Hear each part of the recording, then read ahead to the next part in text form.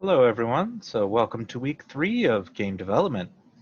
So today we'll be talking about the week 3 content. As we can see, there's only 2 items for this week, but they are, well, the sneaky item's a pretty big one. We'll actually not really be talking about that until Wednesday's lecture. But today will all be about nav agents and a manager. So this is going to basically set up way that you can select multiple agents or select a single agent rather from choosing between multiple agents so that we can issue just one agent to command at a time. When you finish this walkthrough, it will have which agent is currently selected, indicated by a yellow little ring on there, and the agent that's not selected will be grayed out for its selection ring. And we're going to be taking a look today at how to set it up kind of similar to this, but still being able to select the different agents, just a couple of different techniques to add a little bit better in-game feedback versus just a little yellow circle around the characters or a gray circle around the characters. So, without further ado, there is a package that you will download. This is basically a finished version of the nav agents working in Unity. So it comes with the pause functionality built in. And I've just downloaded that here. We'll show that in a folder. Extract it. And we're given that Unity package. I have a blank Unity project here that we can build on. And 1 second, the chat wasn't up. There we go, just in case. And let's import that package. We import that.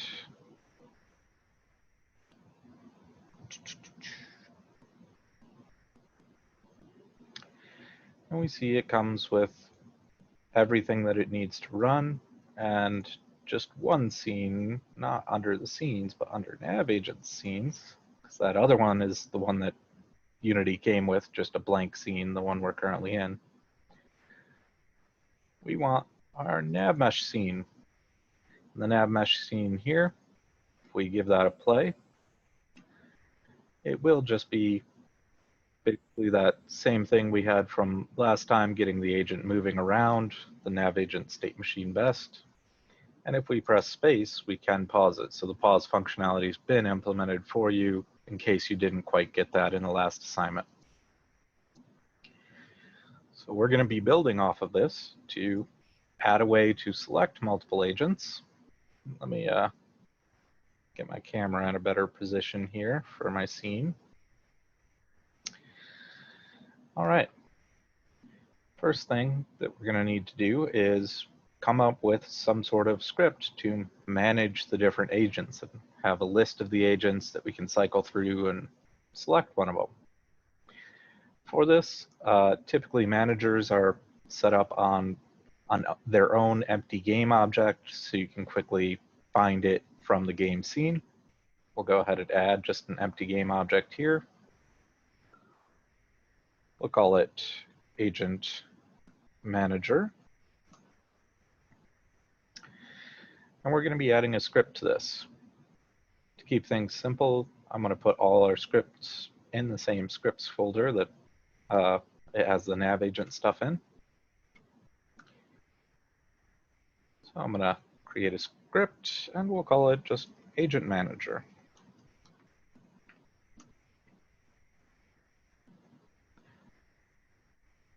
Okay. We can open that script up and wait for Visual Studio. Professor, did you make an empty for the agent manager? Yes, it was just an empty object that I have nothing attached to right now because I created the script just separate and we'll be attaching that in a moment. Well, Okay. Since I'm here, I might as well just attach it so I don't forget later. That's the nav agent script, not that one. Remove that. Agent manager script goes on the agent manager object. There we go. And let's type out that script now that Visual Studio is all loaded. So there's a couple of ways we can do this. We can create a serialized field just like we did with our nav points and just set that in the editor. In fact, let's set it up that way first. We'll check out a couple of other ways to do it in a moment. But serialized field, I want a list that holds, or like an array, some sort of container object that holds all of our agents then in it. I could do game object. In fact, let's show what happens when we do it that way. Game object, I'll just call it agents. And I want this to be an array type, so we need the array brackets there. Initialize it to null, because we can set it in the editor with that serialized field. Save that. Hop over to Unity. And now we can tell it how many agents we have, which right now we just have the one. Let's go ahead and duplicate that. So we have 2. And our agent manager. Let's say we have 2. We have to select it. And when we go to select it, because it is just a base game object, it'll show you a list of all the game objects in the scene. I don't necessarily want that. I want this array to only hold agents themselves. I don't want to accidentally be able to add our camera in as one of our selectable agents. That wouldn't work out too well for us. So what I'm going to do instead is change what type of array this is, and it's going to hold our agent scripts. So our agent script currently is this nav agent state machine underscore best, which is a terrible name for something that we basically just need to refer to as agent. So before we change the type here, I'm going to go and change the naming convention of this so it's not having me type out that entire thing every single time. I'm going to just call it agent. And if we just rename that here, we will have some problems. If we try and compile, we're getting errors and stuff like that. That's not a good idea. Let's Control Z, Control Shift B to compile again. We have a couple errors still. We could just do Control R and rename it. And we'll rename yes, exactly. So getting it back to its original name, just so we're back to basically how we started. We have several other warnings, just saying, just more of like, hey, you have this assigned, but you're never using it. This is empty. So just some extra stuff letting us know that we can clean up our code a little. But for right now, let's do that rename. So Control R will allow you to rename it, and it'll rename the actual, like any references in it. Rename will update 3 references in file. Modify any highlighted location and begin renaming. So we'll rename this to just agent. Tap enter, and we see where it was referenced down below. It also updated those references. So make sure you are using the tools available to you within the editor without having to rename it all over the place, check for all the errors, rename it there, and stuff like that. It's a lot of extra time spent on just simplifying things down. So one other thing I do want to change, this is our helper function for getting accessors inside the state, like nav agent state machine is how it gets access directly to the agent. I'm going to rename this and just call it what it really represents, get agent.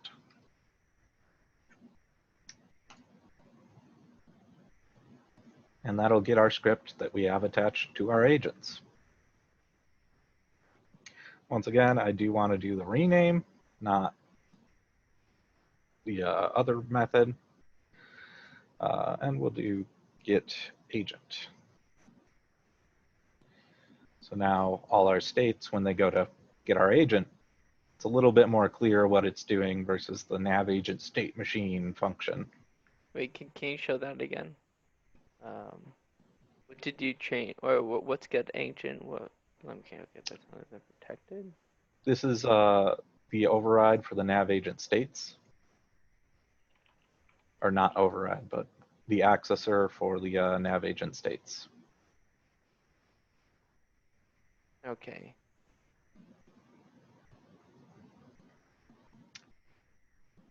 Yep. So we're just trying to clear up some of that naming. So when we're in a state, we have the quick helper function now saying get agent, and that's how you get the agent script itself. All right. So we're good to go here. We've simplified some of the naming down. Our agent manager, we'll go back to that, and rather than storing just general game objects, we'll specifically store agent objects.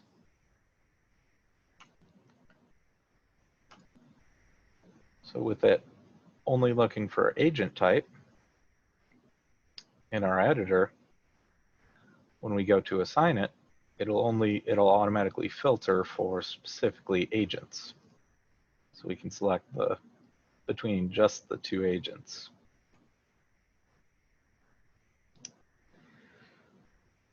All right, we've got two agents in our list or array. We need to do something with that. We need to have it choose one agent or the other. So typically with an array, you have some sort of index into the array so that you can tell it which one you've currently got selected.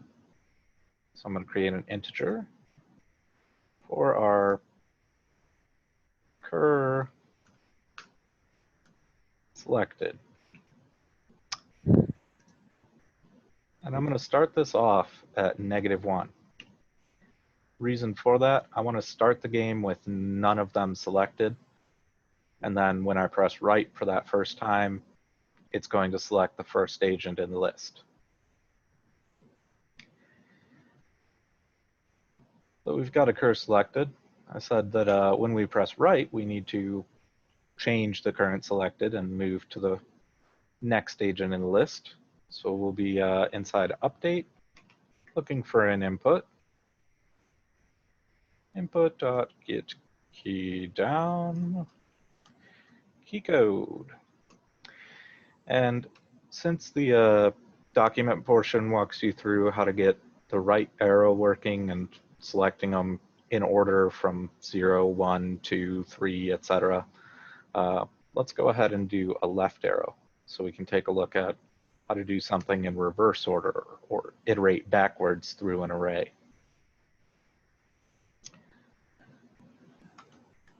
If we press the left arrow, we're going to take our current selected, cur selected, and subtract 1 from it. Minus minus. That is the same as saying cur selected equals cur selected minus 1. So it just takes 1 away. And then in addition to that, I want to have some notification of which agent we currently have selected. So I'm going to just add a debug log.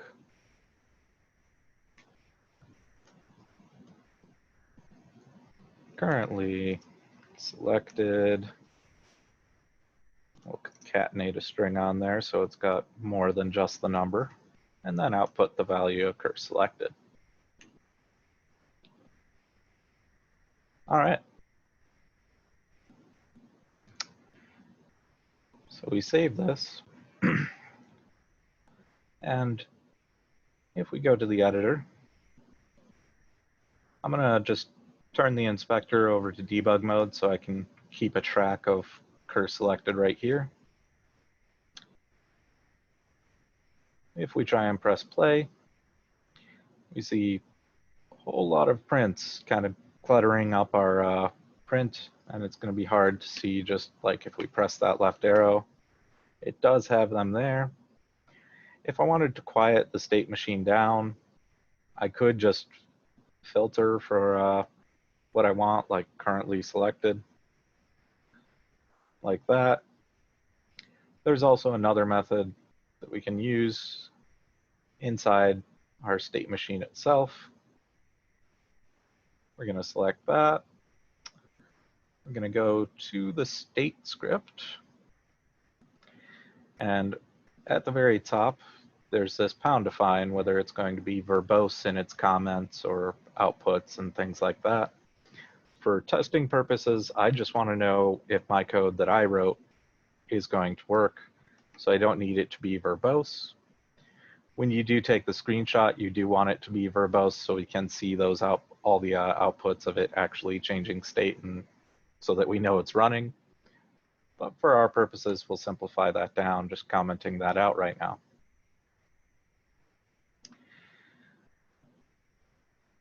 So we've got that printing. Now, one problem that we currently have, we press left arrow, it says current selected -2. Looking at these element numbers, we do not have a -2. So we're going to need some sort of logic to prevent it from going below the beginning of the array, and have basically a circular array so that if it does ever go below the beginning of the array, it'll jump all the way to the end, so that we can keep pressing left and it'll just cycle through all of them. Similar to how we set up our nav points, when it hit the end, it jumped back to the beginning. Let's take a look at, if we're working in reverse, how we would add that protection. We want to do that when it's modifying our current selected, because that's the only time that that number is changing. We'll check if cur selected is ever less than 0. 0 is always the first element in an array. We could still have an issue if we didn't populate the array at all, but we can look at some other things to point that out a little bit more to us. If that's ever less than 0, we'll set it to the end of the array.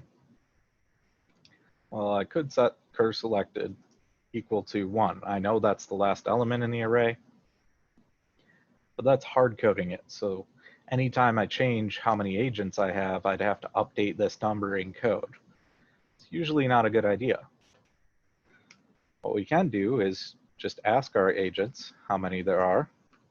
So agents.length, and that gives us how many are actually in the list, not the last index.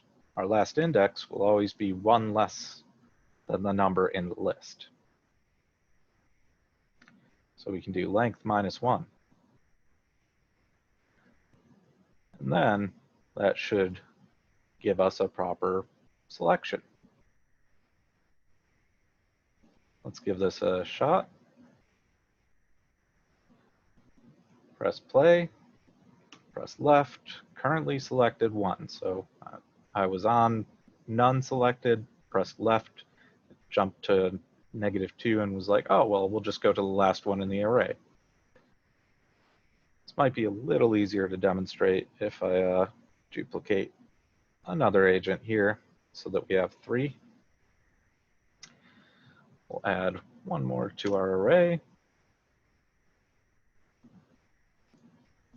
Add that one. And so now, without having to modify any code, pressing left now selects sub2 as our first one, sub1, sub0, sub2, sub1, sub0, and so on. It'll infinitely loop or circularly loop through and cycle through each one of the agents. But having the print string doesn't really help from an end user perspective. They'll only see the game window. They typically don't have the console showing or ever have a player look at the console when they're playing a game. So let's get some in-game feedback for the agents that we have selected. For this, I'm going to add a child object to our nav agent. I'm going to just right click and we'll create a 3D object. Let's go with I know the document will have you create a cylinder and put it like a disc at the feet. I'm going to go with a cube and we'll angle it a little bit on the head. So you have just a little bit of a different visual. So we'll put it off at like a 45-degree angle, 45-degree angle there. And since I'm saying angle, I should just do that. 45, 45. There we go. We've got this little indicator in-game now above the character. I'm going to scale it down a little bit too. 0.5, 0.5, 0.5. All right. Since this is just going to be a visual indicator of which one I have selected, I will drop it down a little bit too. It is a slightly high at the moment. Put it almost like a little hat. I don't necessarily want any collision on it. I definitely don't need any physics, so I'm going to just turn the collider off. In fact, I might as well just remove its collider. So it's just a cube. We'll rename it selection cube. All right. Save that. And now, as we can see, I just added that to one of the agents. I don't want to have to duplicate that to the other two, so we're going to make a prefab. So next to our scenes and scripts folder, I'll create another folder for all of our prefabs.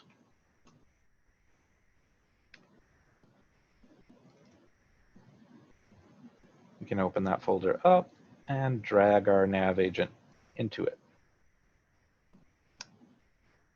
So now, rather than having the two other agents that are just without the selection highlight, I'm going to drag and drop our prefab in. One thing you have to take into account when you are using the prefab, the nav points list. So our nav point list gets emptied out when we use a prefab. And that's because, well, the prefab can't hold any scene elements or specific instances in any of its settings. What we'll do is change this up so that our, let's see, our bottom one will just go between these 2 points. Our one over in the top right will go 1, 2, then 3. So we have the ability to change which paths these are going to take. Currently I have the bottom one. I only need 2 nav points for that guy. Which ones we're going to select? Well, let's see. Which one is the bottom right? I'll have that one first. In order to apply these, I'm going to just select the agent I want to actually drag things into. I'm going to lock our inspector. And we can drag in the nav points as needed. And let's see, that is the other one I want it to go to. Drag that one in. For this one, I'm going to unlock the inspector so we switch over to inspecting this agent. Lock it again. And I want this one first, then that one, then this. So that's 1, that's sub-0 or no indicator, and that's 3. So our first one will go in our first slot. And we do only have 3 for this one. Our nav point without a sub anything on it will be our second one. And our very last one will be sub3. All right. Press play. And they should all be taking different paths now. Well, relatively different. We don't have a lot of varying movement, but as we can see, these two are actually pushing past each other because they have their nav points they need to get to. All right. Next up, I want to be able, when I select it, to see which one I have selected. So that's the whole point of why we added the selection cube on there. Now that all of them have it, have been set up and are moving around, let's go ahead and add some feedback in here. So I need to add functionality to the agent itself, since that's the one with the child object, and we want to be able to change the color of that object. I could set up a serialized field here and just look for a game object, and we'll call it our highlight. We'll call it highlight geo to indicate that it's a game object. Equals null. And then I could go into here, select the actual highlight geo for each one. That's kind of a pain. I could do it in the prefab where the nav agent highlight geo is just from our selection cube here. And won't let me drag it in. So setting that in editor is not a great idea. I don't like having that as a separate serialized field, just a lot left up that could go wrong. So in order to get this object, or more specifically, I want to just talk to the renderer. I want to change the color of that little object. I will keep it highlight geo. I guess we'll keep it highlight geo in here, but on our start, if we look in our agent script, we do not have a start set up yet. I'll go ahead and add one. We'll go override start. We'll let the base run so it does initialize the state machine. And then after that, we'll say our highlight geo. And here's where we can try and get the child from our current object. Well, if we want to get access to a child object, that's actually held in the transforms information. So we can ask our transform to get child. Get child just takes an index of which child you want. Well, we only have one. Index sub 0 would be that first item in the array, well, first child essentially. So we can do that, and since it is just returning a transform, we have to get the game object from it, since we're expecting game object. So it should just grab it in code now, rather than having to set it in the editor. Next up, let's add a function so that we can call it and toggle whether the highlight geo should be on or off, or lit up or darkened out or something. I want our agent manager to be able to call this function, so I will have to make it public. Public, we'll call it toggle selected. We don't need any inputs since we're just going to be toggling a bool on or off. Don't need any outputs either, or any return. I'm going to void that out. We will need a bool to keep track of whether it's currently showing it's selected or not showing selected. So we'll add a bool for if it is selected. By default, none of them get selected, so we'll default all of them to false. Toggle selected, we'll go ahead and toggle that bool. Is selected equals the opposite of is selected. So that's just an exclamation point to toggle the bool. Similar to how we were doing our pause function, I could then do an if it is selected, turn the light on, else, but since this is just doing one thing and it's directly based off of whether it is selected or not, I don't necessarily need to do that. I will, however, need to tell our highlight to update its status, whether it is selected or not. I'll do highlight geo.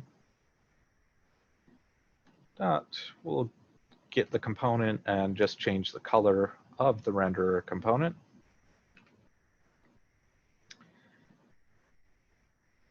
Getting that component, we'll get the material, get the color, and we'll set the color to, and actually, because I am doing it this way, I will need an if statement since we're changing colors. Let's go cyan for if it is selected. So if it is selected, we will run this code.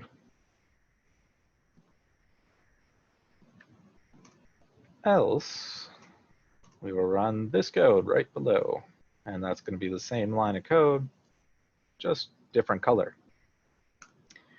When it's no longer selected, we'll go ahead and set it to gray.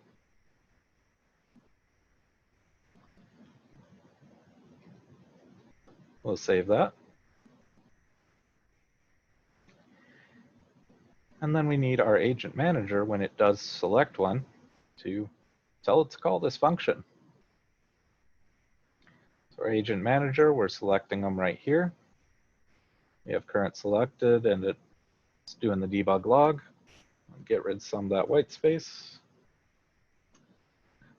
Just after we print out the number in our console, we'll go ahead and talk to our current agent. So we'll access our agents array using our cur selected to index into it. And straight from there, I have direct access to talk to the agents, or to the agent script that we've got currently selected. Well, we've called toggle selected. Let's test this out.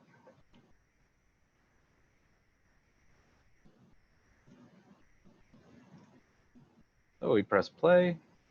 I'm going to click in the game window to make sure inputs go to it. We press left.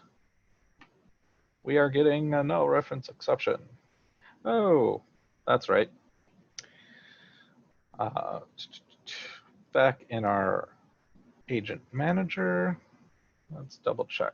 I have this locked still. When I got rid of the other agents and set up the prefabs, I forgot to assign them back in there. So we'll go ahead and fix that real quick.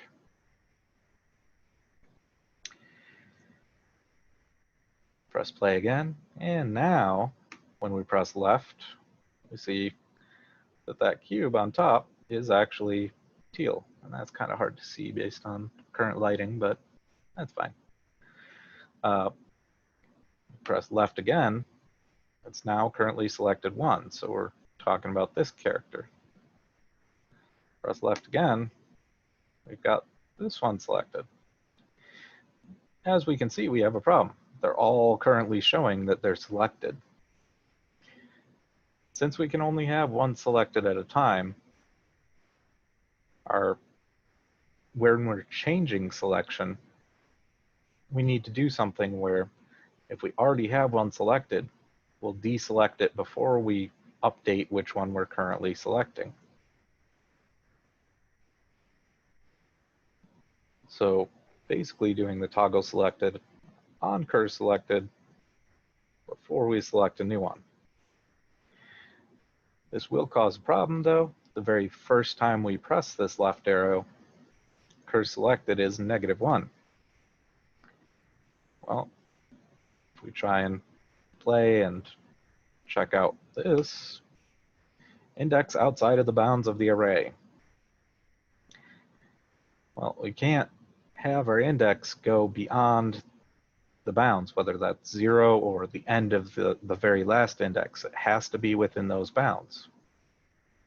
So we can make sure that this one, telling it to turn off, is only going to run if our current selected is a valid index. So if it's greater than -1, it will have one selected. So we'll save that. And now,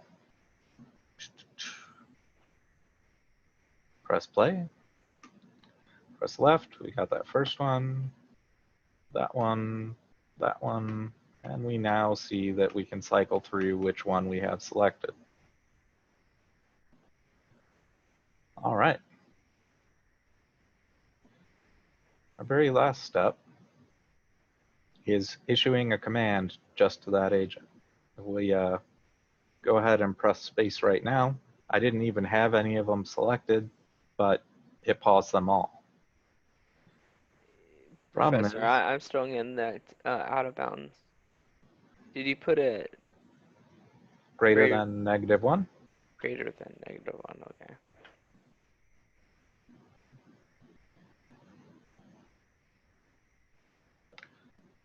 All right. So the other problem is we still have that pause just working on the agent script side. We're going to move our input. So I'm going to go to our agent, and we were doing the update in here. That all it was doing was checking for that key for space to be down and then telling it to pause. I'm going to comment this out. And now our agents shouldn't be doing any input in them. Instead, our manager, we're going to add the input here for pause. Big thing about input, make sure you're outside of another input check when you're adding the new input down here. Otherwise, it'll only run for that single frame that both those keys are down, and that's pretty hard to do within 0.016 of a second to get that to trigger. So we'll just put it out here so that every single update it runs right at the update level. If our input get key down, key code, dot space, we'll tell our current agent to pause. So our pause is actually set up as a toggle, even though it doesn't have the toggle name in it. But we can, just like before, make sure that we have one selected before we allow this to issue a command to an agent. We'll say if cur selected is greater than -1, then we'll issue a command to it. Agents sub, whatever we've currently got selected, dot pause.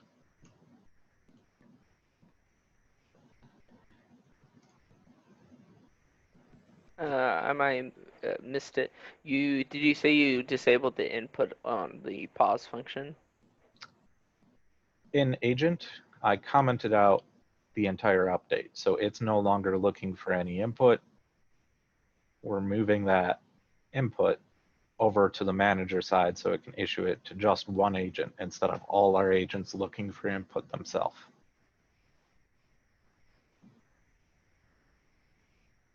All right. All right.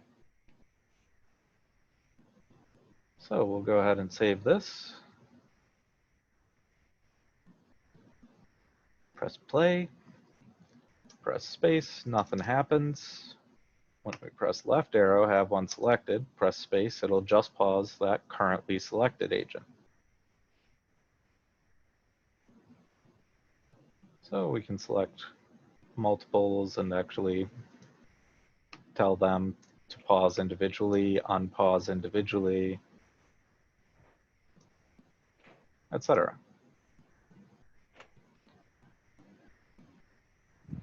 That's the basics of a manager. One big thing about this though, if we don't have any agents and we clear out our agents array and we try and play, we'll see tries to select one, gives us an out of bounds array. That's no good.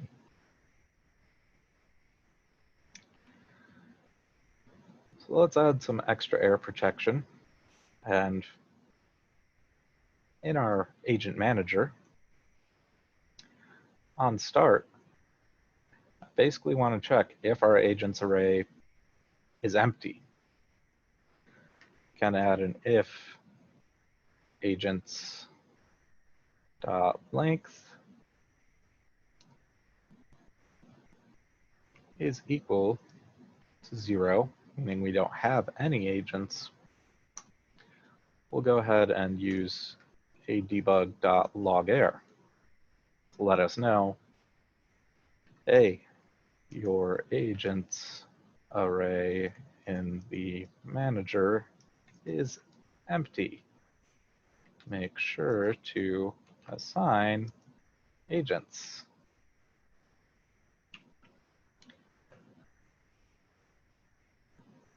So now when we go to play this, we should immediately be notified, hey, it's empty. Make sure to fill that out. So there's a lot of ways you can add just quick little error checks in your scripts to notify a designer, hey, that's not how this is supposed to be used. Make sure that you assign it. Another quick way to do this, rather than having the designer assign each one of the agents in the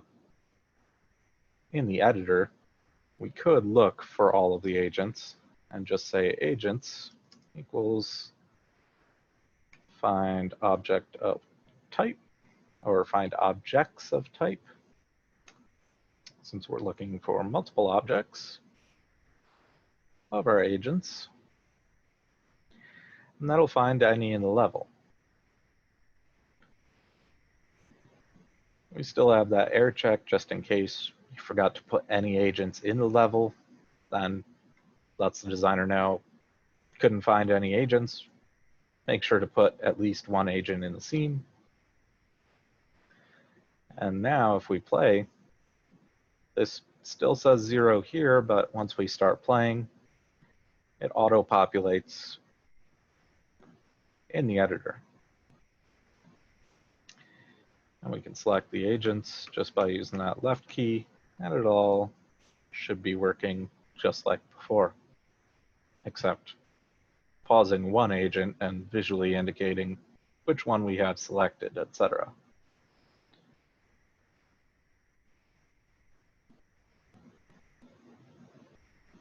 All right.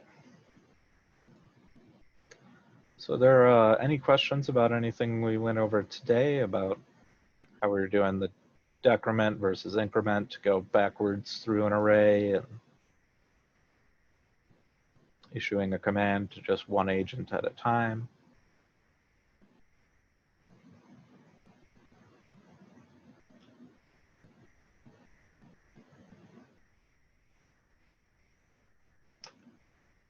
Question here, how does it determine which agent goes first in the array?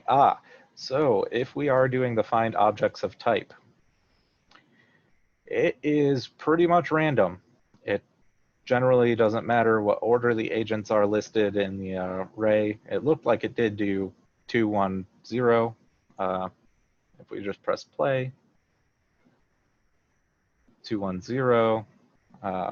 If we were to try and reorder that and put 0 up first, take a look at this.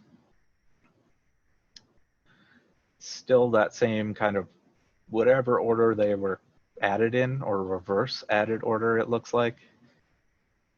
So I believe it has to do with how they were initially added to the scene itself.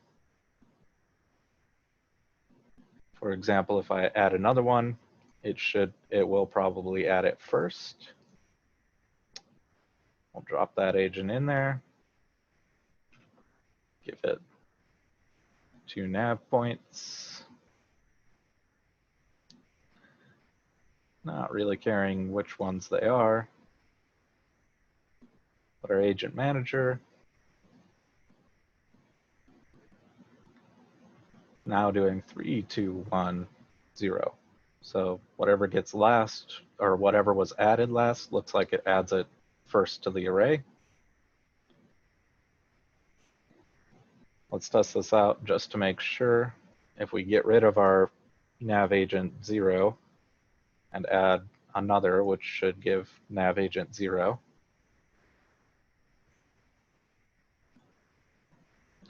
we press play. Yeah, so whatever was added last will get added first into the array. That seems to be how it does the ordering. And we are, oh, because I just added the agent without assigning its nav points. Nav points, couldn't find any. Oops. Yeah, so that's, if you need a specific order, you generally don't go that route, but since this is just like a manager, I want to find just all the agents in the level. I don't necessarily care what order they are in. Having it be the serialized field does give that designer more control about, all right, well, if they press left 3 times, it's always going to select this agent in the 3rd room or something like that.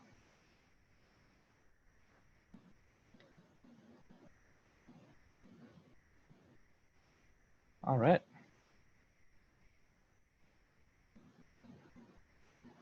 Were there any other questions or anything like that about the assignment for this week? Or at least this assignment? For when returning in, because we did kind of like a second version of the assignment. So, do you want us to use this project? Because we already have the package and everything. Yes, you should use this package. I mean, this Up. particular project, because it normally asks for like, oh, put this in a new project, right? This should be in a new project, just like I did at the beginning. I would not recommend putting it in the same project as you have the other ones, because this one is cleaned up. It just has the script for our best agent that's all cleaned up, so it doesn't have all the other scenes, all the other scripts for the other agent types, things like that. Yeah. I had a question about the like the state machine itself. Like it's is the state the full cell dot state machine name too? 'Cause that's something that was created. That's not something that's just available, right? Correct. That's So something we made. so we would have to do all this implementation ourselves if we ever wanted to create a state machine up to this like uh kind of usefulness, right? You're more welcome to use this however you see fit. It is considered yours after we give it to you. So Okay. you wouldn't need to credit anyone or anything like that if you do want to just use it. But I would recommend maybe trying to replicate some of its functionality just a bit cleaner versus having fixed updates. A pretty nice thing to have inside the states. Late update, very rarely used from a design perspective on Animator IK, unless you're working with IK animations. Nothing needs to be done there. But I would recommend checking it out, kind of replicating it, adding the features that you want for any state machine that you really need. This one is a bit more involved than might be necessary for, say, a simple light or lamp, like one of the first few state machines that you guys created. Yeah, because like just as we were going this, I was thinking about the different functionalities that I could have used in the past. That like I've kind of like implemented this, but in a more like a different way, and this just seems more like, well, yeah, it says in the name, it's like the best way, or like a very good efficient way to do it because code's clean, it's readable compared to some previous ways I've done it. So, Yep, and that's the idea. We were going for a kind of a more advanced, like totally involved state machine that you might not understand everything when you're first looking at it, but try and break it down and understand the pieces that you can.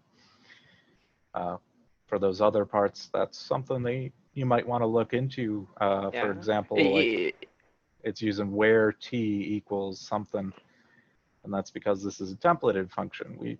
You probably haven't written your own templated functions a lot. You've used them. I mean, Git component itself is a templated function. You have to tell it what type of component you want before you use it. Same kind of concept goes for how we're doing our add state and making it a templated function where we pass in what type of state it is, and then it auto detects to add that type as a possible state. Yeah, that's actually something I haven't looked at, like the where. No. Yeah. Cool. Thank you. Like that, I was curious about that. So, like in the future, if I ever need to implement this state, I have something to reference to. Yep, definitely. Any of the projects that we give you or any code that you're given here at Full Sail, you're pretty much free to use how you see fit, especially for reference. That's the whole purpose of why it's made, just so you can take a look at it and see how it could be done. All right, and just check the chat again, and looks like we're pretty much done with that. So just a reminder, on Wednesday we will be talking about Project Sneaky Sneaky. I would recommend taking a look at the assignment so that if you do have any questions about what it's asking you to do or anything like that, you can have some of those queued up for next lecture. Sound good? Sound good. See you Wednesday. Alrighty, later on, everyone.